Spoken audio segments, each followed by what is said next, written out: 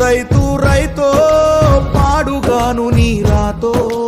మెతుకు మెతుకుపై నీ పేరున్న మెతుకులాట నీ బతుకు చివరకు చేరుతుంది ఏ చితికు నువ్వు పండించే ధాన్యమే